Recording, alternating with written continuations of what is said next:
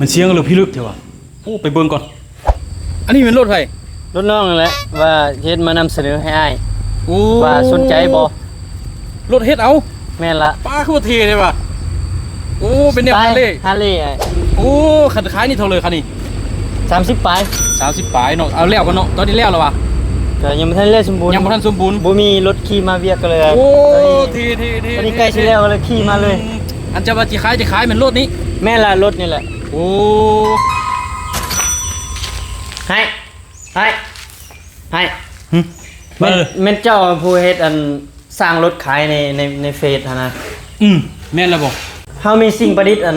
มาเสนอให้อ้ายมาขายให้อ้ายสนใจ โอ้ บ่ ถือว่าขอผ่านก่อนซะเพราะว่าอยู่นี่ก็สร้างนั่นสร้างนี่คือกันเขาเจออะไรเด้อเขาเจอ โอ้เป็นสิ่งที่น้องประดิษฐ์เองเลยโดยฝีมือน้องเองเลย ได้แล้วโอกาสหน้าขอบเจอหลายอยากสินอนบนนึงก่อนหากันแล้วเบียร์คือเดียวเมื่อกี้นี่ขอบเจอเลย มันก็คักอยู่ได้อ้าย อย่าโอกาสหน้า บ่สนใจเบิ่งแน่วะ ยังรอก่อนหากันเศร้าเบียร์เมื่อกี้นี่ กลับก่อนซะนะ เออ